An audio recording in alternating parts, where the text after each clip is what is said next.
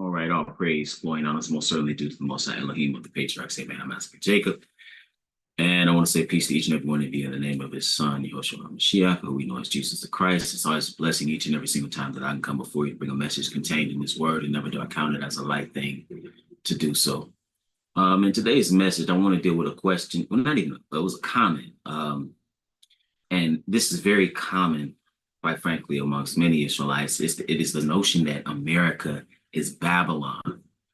And oftentimes, I realize that oftentimes it is hard to imagine things outside of your own perspective.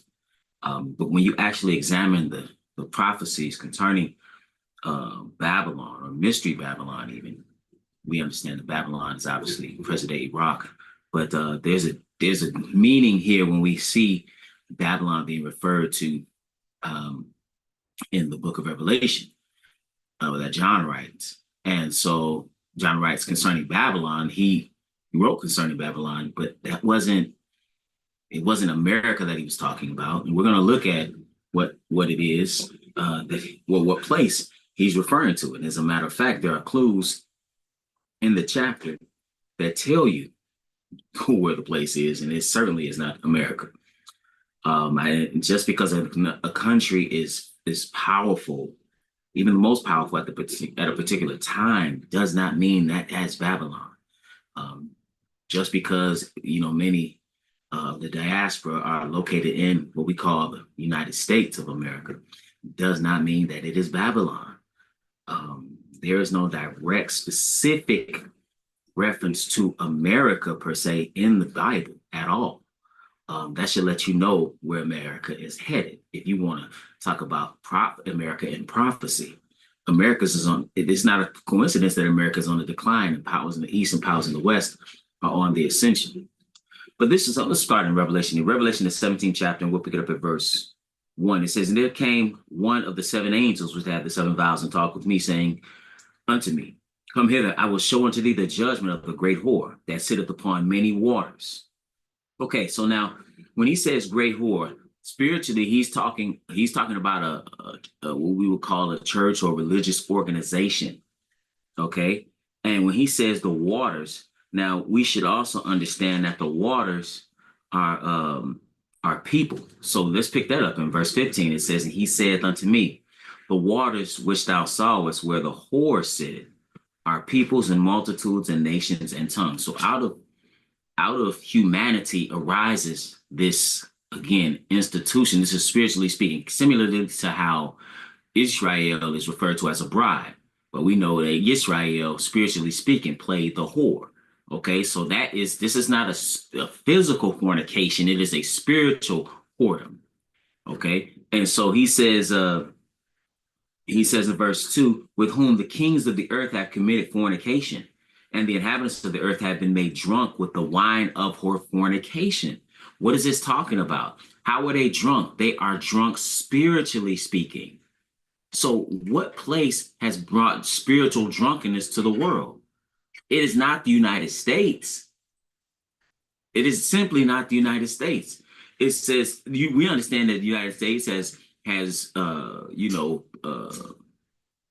pushed forth its culture through media, but that's not spiritually speaking.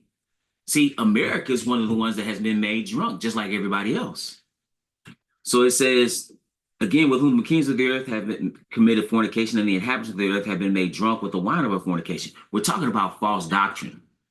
Verse 3, "So he carried me away in the spirit into the wilderness, and I saw a woman sit upon a scarlet-colored beast, full of names of blasphemy, having 7 heads and 10 horns." So now he sees this woman basically riding or controlling this beast. And this beast, it said, having 7 heads and 10 horns. Let's keep reading. Verse 4, "And the woman was arrayed in purple and scarlet color, and decked with gold and precious stones and pearls, having a golden cup in her hand, full of abominations and filthiness of her fornication." So not only has she made the nations drunk with the wine of her fornication, with this false doctrine, but in addition to this, she is extremely wealthy. Now, we know the United States is wealthy, but this is not talking about the United States. And we're going to get some clues here. It says, "And upon her forehead was a name written, Mystery Babylon the Great, the mother of harlots and abominations of the earth. Now, wait a minute. This is Mystery Babylon the Great. Then it says mother of harlots. So not only is she a whore, she is a mother whore, meaning she has some children. So what is this talking about? This is talking about Roman Catholicism. Roman Catholicism, the so-called church. We know the church, as it is written in Acts, the 7th chapter, stated by Paul, began in the wilderness, right? We know the church in the wilderness. That's what the church is, Israel. But you have another that's saying they are the church. You have another who has indoctrinated the world through its false doctrine. For example, many Christians today celebrate Christmas, Easter, false worship, believe in the Trinity, all these things that are not biblical, that are pagan in origin. Well, where did they get that from? They didn't get that from America. No, they got that from Roman Catholicism. You say, right, one may say, but I'm a Protestant. What do you think? You're listen, that's you a whore. Okay. When I say you're a whore, spiritually speaking, you came out of the mother whore who has birthed all these denominations. And one sign you know that to be a fact you carry is Sunday worship. Where'd you get that from? Catholics would tell you, read the catechism, it will tell you that that is not in the Bible. The Catholic Church came up with that, and most Protestants deal with Sunday worship. Why? Because they are dealing with the same thing that their mother is dealing with. Now, many have, you saw the Protestant Reformation, and you see the schisms that now done Bible studies on that Wednesday nights. But you see that what has happened is you have these splinters over and over and over again, and splinters within splinters. But these are all, the Bible says, one Lord, one faith, one baptism. They're not doing what thus saith the Lord. You think when they started calling people Christians, you think they were doing what these people call themselves Christians to do today? No, the Christians today do what their mother told them to do for the most part. And their mother is a whore, spiritually speaking. And they are whores, spiritually speaking. Little whores, though. Okay? And their mama is the Roman Catholic Church. It says, and I saw the woman drunken with the blood of the saints and with the blood of the martyrs of Jesus. And when I saw her, I wondered with great admiration. Okay, so what you see there is persecution, right? Who's persecuted more than the Roman Catholic Church? Verse 7, and the angel said unto me, wherefore didst thou marvel? I will tell thee the mystery of the woman and of the beast that carrieth her, which hath the 7 heads and 10 horns. Now, I want to pick it up at verse number 9, because he's going to give you a clue as to who this is referring to. And that's, see, again, we cannot or should not make the text say something that it is not saying. All right. We do that to our own detriment. When I say we, I'm speaking what people do in general. All right. So it says in verse 9, and here is the mind which hath wisdom. Remember, I said there was a clue telling you who this is referring to. We've already read a lot. If you just understand spiritual matters, you understand this is not talking about America. The wine of a fornication, it's talking about false doctrine. They're drunk, right? I was like, well, that's why when you talk to people just based on basic principles in the Bible, they're like a wino. They're like an alcoholic. They've been indoctrinated. And the world has been impacted by this. Even people who don't ascribe to a particular religion, even Christianity, still ascribe to these pagan notions. They ascribe to Christmas. They ascribe to Easter. Why? Because they filled the earth with this doctrine. And understand what they did, you can take that they got that from Babylon.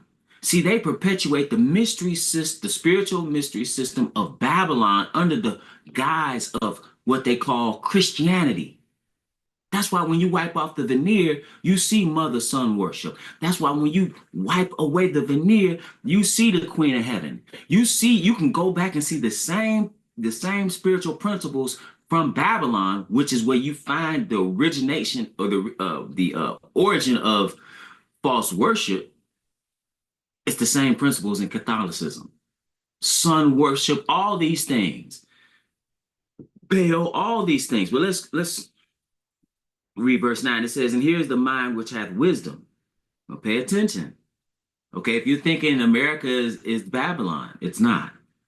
It says the seven heads are seven mountains on which the woman sitteth. Does that sound like America? Let me help you out. The answer is not America. Okay, so what place sits on seven hills or seven mountains? Well, let's look. Let's take a moment.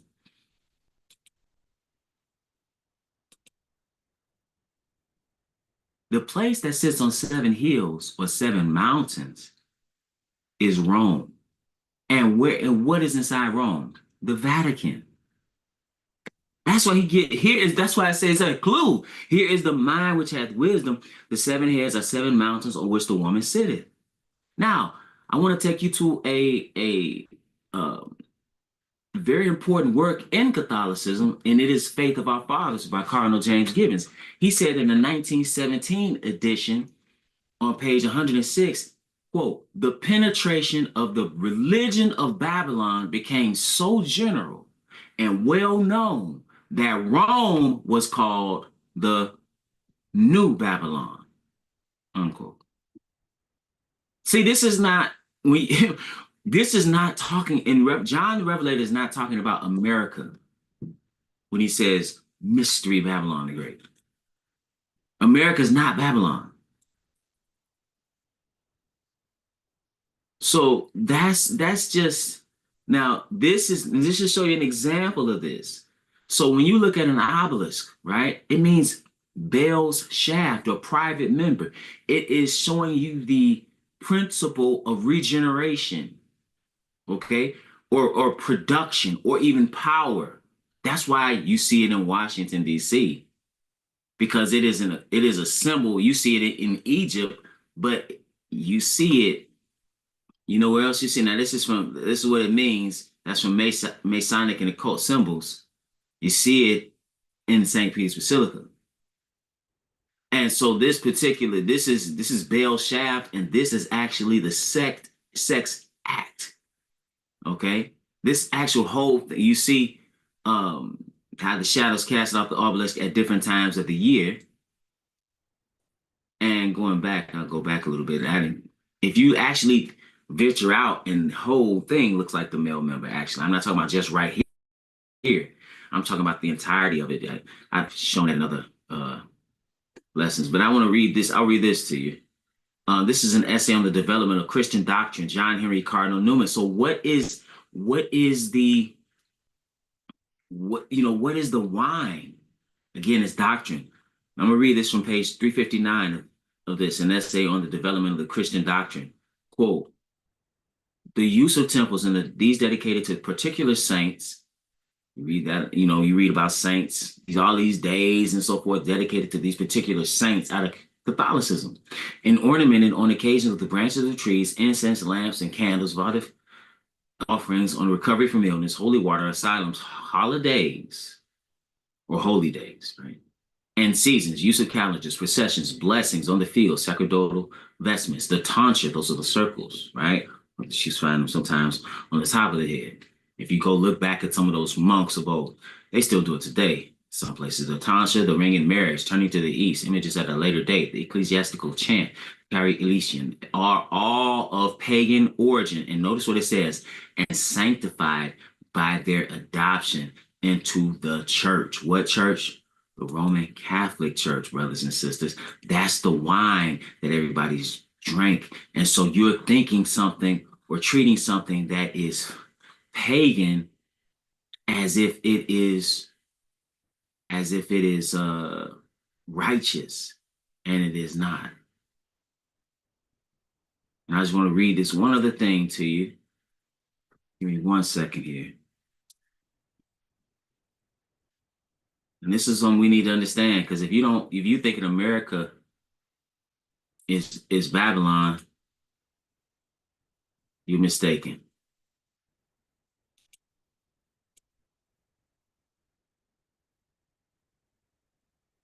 If you think America is Babylon, you are mistaken.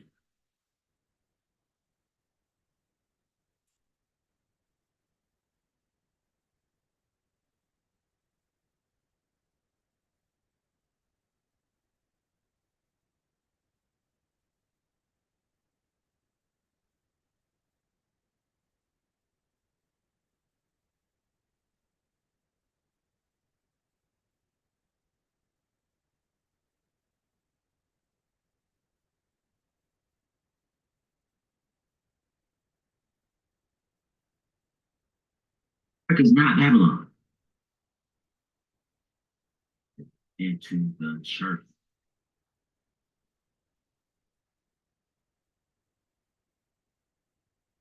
Okay. One other thing I do want to read.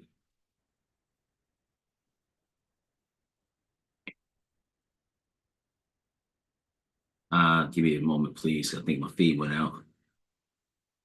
Give me 1 second here.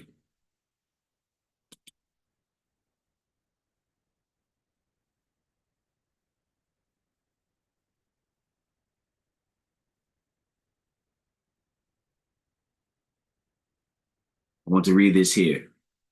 It says, we have the united testimony of sacred and profane history that idolatry originated in the area of Babylonia, right, or Babylon, the most ancient of religious systems. But this system is being perpetuated how? Through Rome. Understand, it's through Rome, not the United States.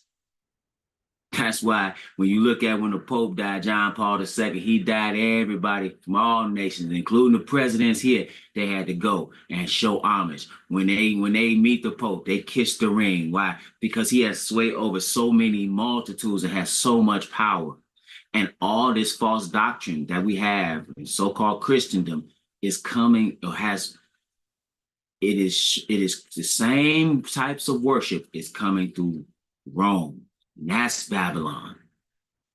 That's who Babylon is. And with that, brothers and sisters, it's always my prayer that you will